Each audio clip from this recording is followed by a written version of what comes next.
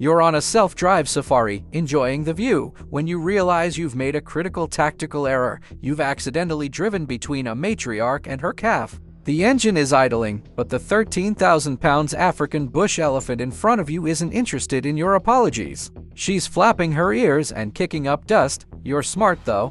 You know that an elephant can outrun you, outclimb you, and flip your SUV like a toy. In 3 minutes, we're going to give you the clinical blueprint to distinguish a bluff charge from a real strike and show you why your best weapon isn't a gun, but a well-timed tree. The elephant is trumpeting, ears spread wide. This is a high-decibel display of dominance, but you stay calm. You're looking for the telltale signs. Is the trunk hanging loosely or tucked tightly against the chest? Are the ears pinned back or flapping? You understand that a bluff charge is an invitation for you to leave. You don't turn your back and run. That triggers a predatory chase instinct even in herbivores. You stand your ground, make yourself look large, and speak in a low, firm tone. But then, the ears pin back. The trunk curls under, the display is over. The real charge has begun. She's moving at 25 miles per hour, and she's gaining. This is where logical pragmatism beats panic. You don't try to outrun her in a straight line. You're an amateur compared to her for meter stride.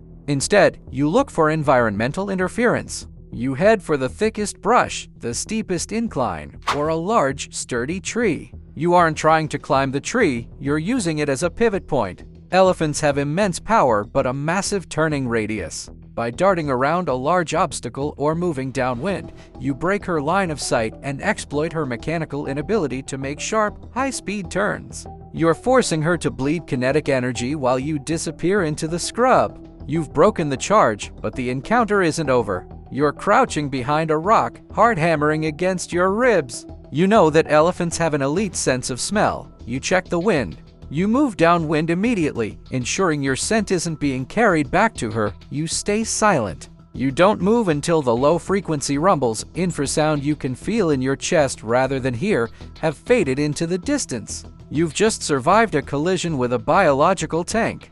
You've survived the wrath of the matriarch. You used physics and animal psychology to stay alive when the odds were literally tons against you. But the world is full of different kinds of monsters. Now that you've conquered the savannah, check out our video on how to survive a tsunami, or our other video on how to become a US Army sniper in 3 minutes. Stay sharp.